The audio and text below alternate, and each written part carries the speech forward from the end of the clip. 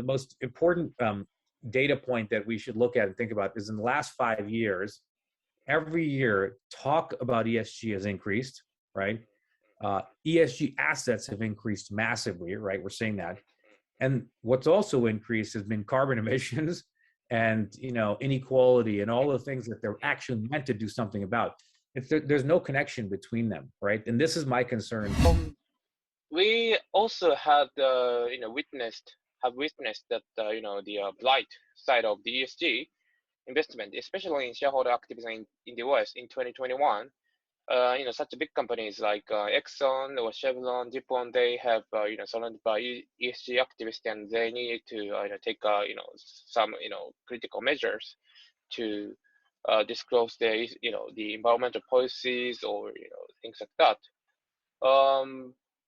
How do you see this phenomenon? I think that shareholder activism has a limited role to play. I mean, I wouldn't say it's not helpful, because on the margin you can do good things, but I'd say two things. Number one, I think it's not useful if the company's core business model harms society, because I think if that's the case, you cannot rely on voluntary compliance. It has to be mandatory compliance, because the companies, if their core business model harms society, they're not going to reduce the amount of this bad activity they're doing, whatever it is, emitting carbon or whatever.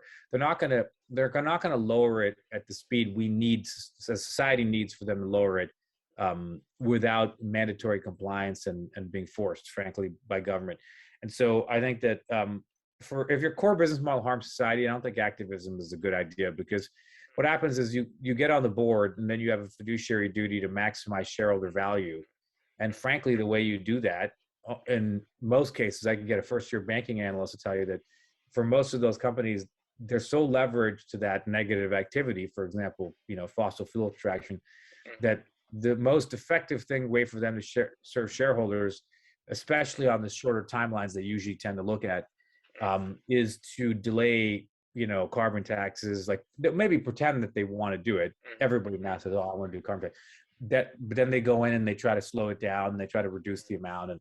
And so I think generally, if it's a core business model that harms society, I think activism, it doesn't work. It's like, to me, the example has to be smoking. Like, imagine, shareholder activism wasn't the way to regulate cigarette sales, right? It had to be the government.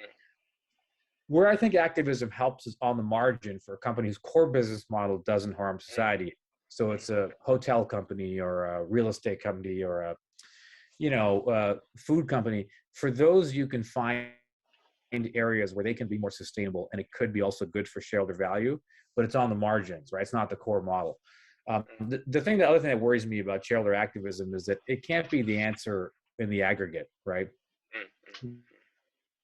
If people are selling it as sort of being the solution, and I mean, I think it's irresponsible, because I think the first thing everyone needs to understand and accept in 2021 is the experts have been telling us for decades the government needs to lead and act, right? Number one. Number two, we saw that the government had to lead and act for a systemic crisis where the curve was moving faster, right? COVID, everyone agreed and did that.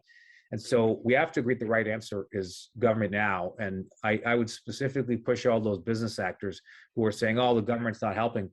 They could easily use their lobbying power to tell the government to do climate legislation, right? In fact, they're doing the opposite. They're usually lobbying against. And so they're saying they want to solve climate change, but then they're actually lobbying and stopping the government from following expert recommendations to actually implement it. Thank you. On the dark side, it looks like a public listed company have been putting a lot of resources to make their ESG scores from rating agencies better. In Japan too, actually. And I think that amplifies the skepticism that ESG is a fraud, because it looks like sugar coating. As you discussed, if ESG is not that meaningful or harmful, what could be the catalyst to redefine or rethink the corporate purpose or the critical measures to tackle with the climate change? Yeah, I mean, the data, it's difficult to measure, right? I mean, it's a lot of these things, particularly S, can get quite difficult to actually measure accurately. They change depending on values of places. They're not really well reported. So a lot of it's conjecture. One of the best blog posts and thoughts I've seen are from there's an NYU, New York University has a professor of finance called Aswath Damodaran. And I can send you his name afterwards if you can't find him. But he wrote a series of blog posts, including one in September this year that I thought was brilliant. And he talks about, he's called the dean of valuation. So he's very, very respected on Wall Street. So he did my banking training 20 years ago. They would bring him in to help do training. And his view is that ESG and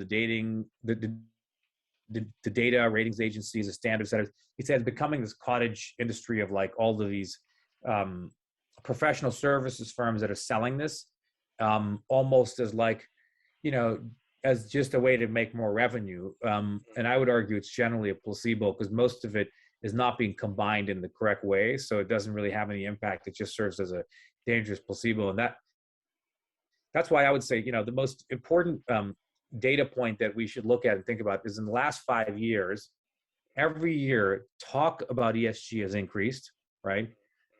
ESG assets have increased massively, right? We're seeing that. And what's also increased has been carbon emissions and, inequality and all the things that they're actually meant to do something about. There's no connection between them, right? And this is my concern, back to the original question around active, and then they'll say, oh, we did this and that, and look at this win we had against this company. These are stories, right? They're anecdotes. And you could give 3 good stories about ExxonMobil and Nitrogen number 1. You could give 5 stories, you give 10 stories. The fact of the matter is they're just anecdotes and they're not a systemic solution. Like if for COVID, it'd be like saying we need to bend down the curve for everyone in society. And I tell you a good story about, how I managed to go and close one of the schools. We don't need, a few schools getting closed. Like to really make a change, we need a systemic change. Like all the schools would need to close to bend down the COVID curve.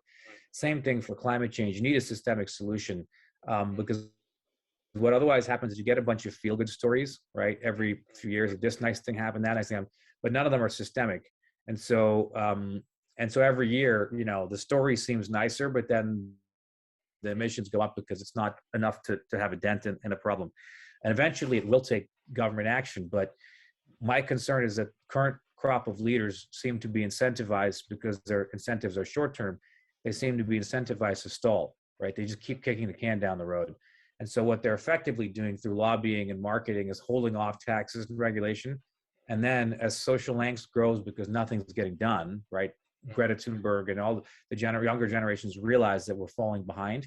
They actually have turned around and start selling these like green ETFs they purport to be the answer, even though they have no impact. And it's quite, I'd say, irresponsible that they're doing that, number one. And number two, I would add the answer that we need is not a few green products over here while the regular system works the same way, right? Like a sort of parallel financial system of green assets with higher prices that are undoing what the regular system's doing. To truly fight climate change, all of those leaders know it needs to be green, right? You can't have a few green products and 100 non-green products. Everything needs to be green, and it needs to happen fairly quickly. And for that to happen, the only actor that can actually make the changes required, which are really through taxes and regulation to adjust the incentives of all the players in the market, are government and the tools that government has. And we won't adopt those tools until we get rid of this neoliberal thinking that has dominated since the 80s. The most important thing I think young people can pay attention to is that when you have such a problem, such an inconvenient truth, it gives rise to convenient fantasies because people don't want to pay. So they'll say, oh, don't worry, we can make money and fight climate change. And they'll give easy solutions that don't actually work, but they're like a win-win. Like, for example, here, buy this low carbon ETF. If people want you to believe you could do that rather than a carbon tax, because who wants a carbon tax? No one wants to pick the one with the word tax in it. But the problem is these things don't work, and they increase the expensiveness of it, and it'll just cost more money over time for younger generations. So my advice for them would be that they really need to empower themselves with the tools to understand how the system works. Otherwise, what happens every year is more blah, blah, blah, right?